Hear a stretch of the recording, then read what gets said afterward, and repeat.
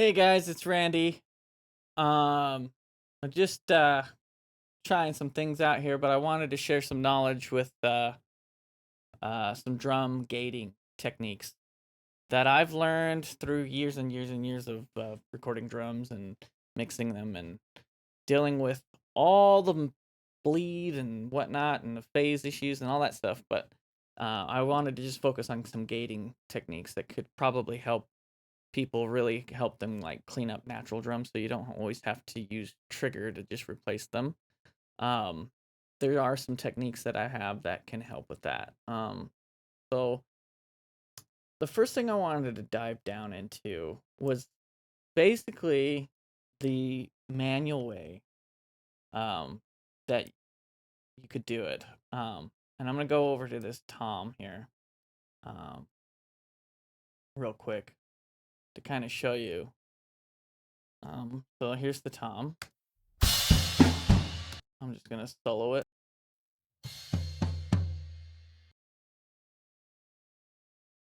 Oh, you know what?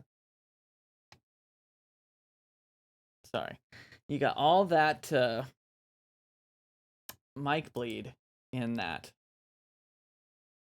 like the cymbals and stuff, right? So, I mean, the manual way, I'm gonna put this in the slip. The manual way, right, is to delete all the noise, right? Maybe crossfade it in, um, just before the hit, right? But you still got cymbal bleed in with that hit. So, what you could do is you could select the portion where it doesn't hit, and you open up an EQ plugin like so, and you're gonna use a high pass filter. I like to filter maybe up to like 500 hertz or so, 450, 500 hertz, and you render that. I'm gonna leave this open, but technically after that hit, you've got all that cymbal just cut away now. And you can scooch this up right before that transient, get really technical with it, and crossfade, right?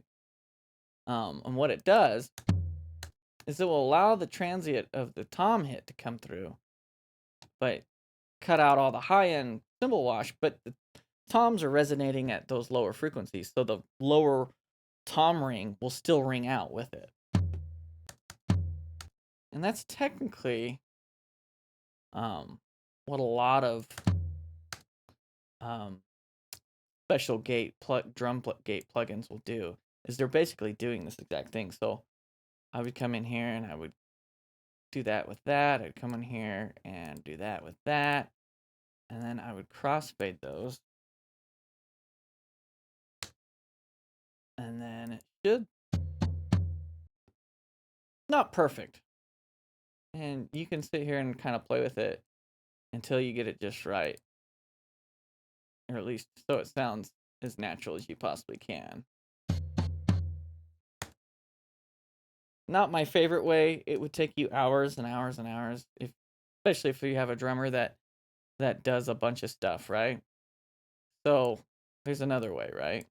A faster way. And that's what I want to show you. The first step that I like to do is I like to find the resonant frequency of this tom or the particular tom that you're working with. And you'll find that this is a common thread that I do with gating. I can almost tell you just by even looking at the graph, it's somewhere around 160. And I can bring this up. So there's a good resonance frequency there, but boom.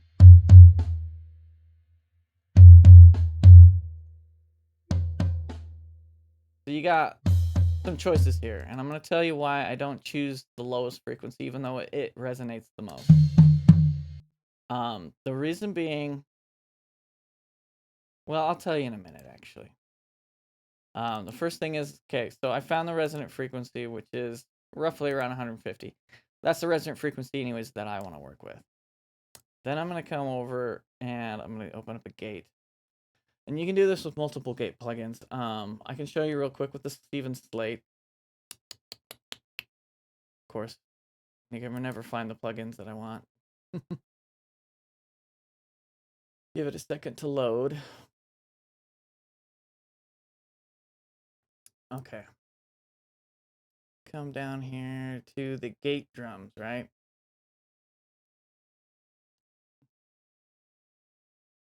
So first, it's loaded up like a regular gate plugin right now. So as I bring this guy up, it's going to start gating depending on the threshold.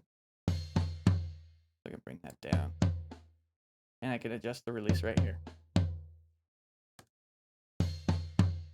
So the one I want to really focus on is because this cymbal bleed, right? We want to play with this cymbal bleed one because the ones that don't have cymbal bleed are pretty easy to gate. You don't really have to deal with that. The first thing I'm going to do is right up here. This detection filter basically tells it what frequencies do you want it to focus on. Well, and I found the resonant frequency that I want to play with about 150, right? So I might make it a little wider than that, maybe 168 to 135. Sure, somewhere around there. And then transient detection. When you cut out all these frequencies, in fact, you can listen. This is what it's listening to.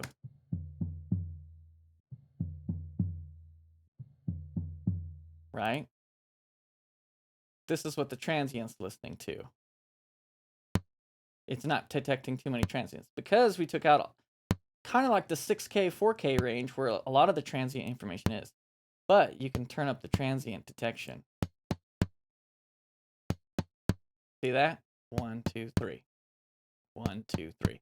So now we've got the transient detection back up. After that, this is like if you were to turn up a gain knob, right? You just turn up that transient detection.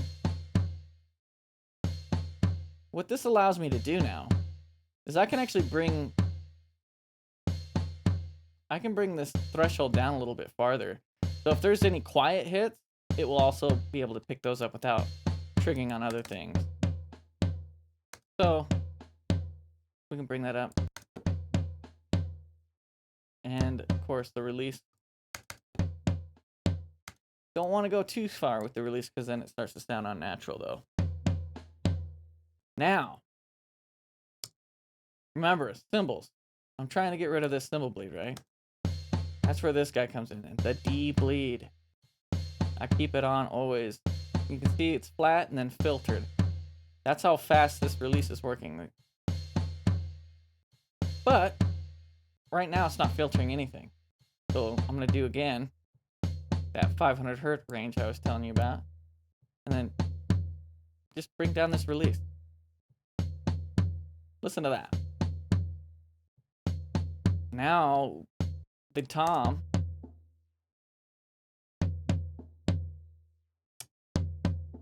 and I mean that snare bleed's not gonna kill us, right? Because if I bring down the release so I don't get that snare, it starts to make the tom sound unnatural. So if the snare like that would bother you, the best case scenario is just go in there and delete it. Delete the snares physically. But without doing any kind of cutting or editing, just using this plugin.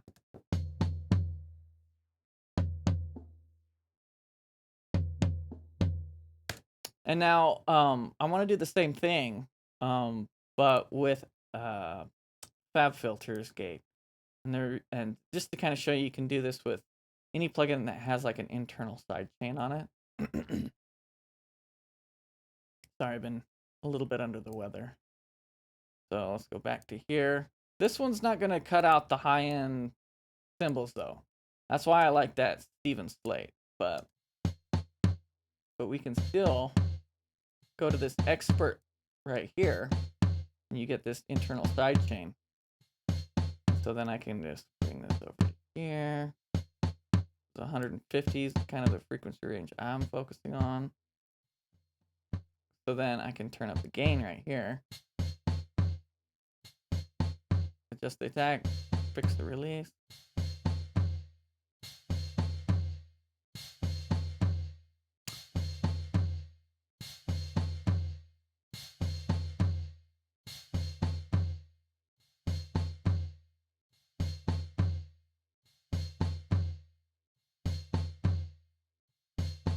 There we go.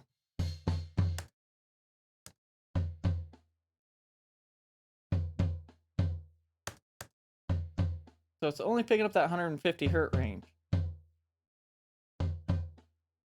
But that's where that tom resonates at. So, but once again, it doesn't really solve the cymbal bleed issue. So the only way to solve the cymbal bleed issue, as far as I know, is like with a plugin like with Steven Slate, or to manually go in and cut out up to 500 hertz in that. I wanted to show you with like a snare drum, because this was a very badly recorded drum set, to be honest with you. We've got a really bad snare drum in here. Let's see if I think it's this one. It's just tons of bleed. Yeah, this is supposed to be a snare drum. It sounds like a room mic to me. It's snare mic too. Yeah. So same thing, right? So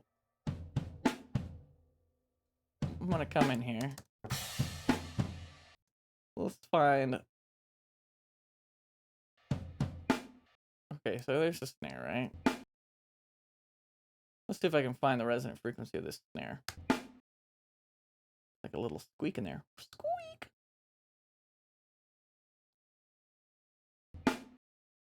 Somewhere around here. Was that 270? Oh yeah, 250. So there's a resonant frequency of the snare. I'm gonna bring up that Steven Slate. I'm telling you guys, for 150 bucks a year, there should be no reason why everybody in TRE doesn't have Steven Slate subscription. You just get so much for the bang for the buck. Like, it is so worth the money.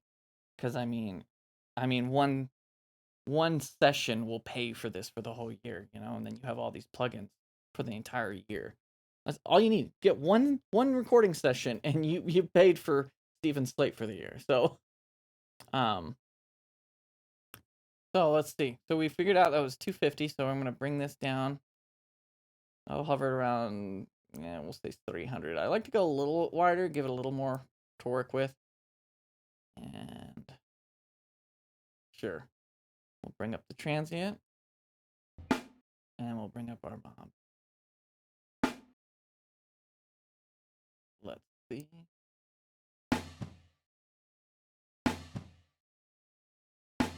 Okay, so that's okay. Then we want to cut out. We're on 500. Okay, I don't want to cut out too much because I want it to still sound like a snare, right?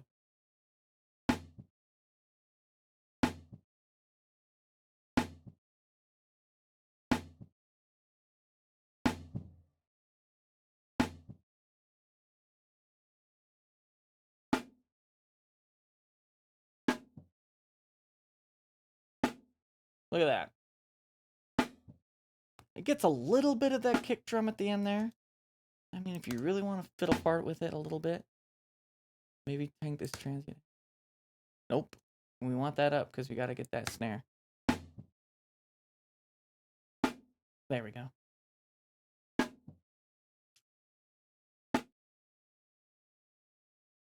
Yeah, if I do that, then it takes away the snare completely. I don't want to do that.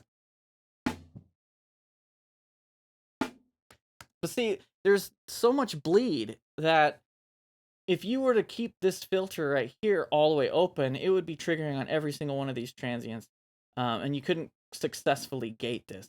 But now that we've narrowed down the resonant frequency of just the snare drum, it was able to only gate on the snare drum because now it's only listening to that frequency range.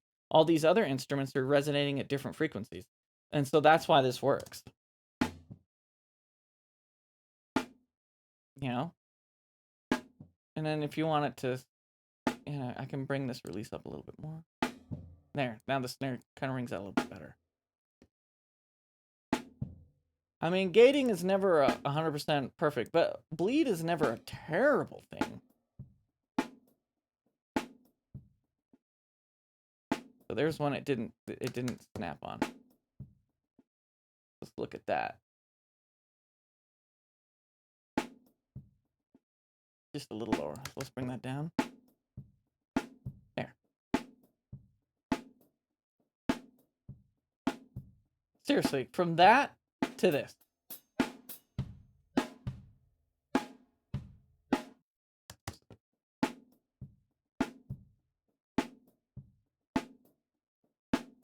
Yeah, I can work with that. Like if I had to be a singled out snare drum, and then after it's been gated, then you can go in and do other things to it, like smash the crap out of it or something, to maybe get like that, massive, like,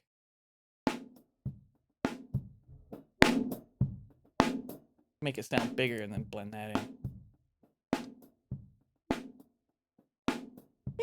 Yeah, you can play with it. But anyways, I just wanted to show you that because I deal with a lot of drummers and stuff and including myself, to be honest. I'm one of those guys that I really, if I mean, what's the point of recording my drums if you're just gonna go and trigger them with like sample drums? Like you might as well just pull up Easy Drummer or something and then just do some fake drums. That's how I feel as a drummer, being a drummer in the music industry. So whenever I have drummers come in, I like to do whatever I possibly can to make sure we can use their drums that and a lot of times it's more about it's more about, you know, I don't even know the words I'm looking for, but just to make them feel like it wasn't a complete waste of their time. um that being said, though, I've had drummers that just don't know how to hit drums at all, and so you kind of have no choice but to trigger them, because if the hit's not there, then you're not going to get a good tone no matter what. So I don't know. There's times and times for everything, but I just wanted to show you how to gate this. Uh, Ways to gate using sidechain filtering and the D bleed, which is a huge thing. The D bleed for me, it changes everything. Because I used to go in all my toms and I would just cut them all out, and then I would go and I EQ out all the high end on the tails, so that I used to do that all manually, and then Steven Slate came out with this plugin, and it was like, oh, I just saved hours of drum editing work because of this one plugin. Now I can just throw this on it and then bake it in, and then I'm all this work that I normally would do bit manually, it has been done within minutes. So anyways, let me know if this helped. Thanks a lot.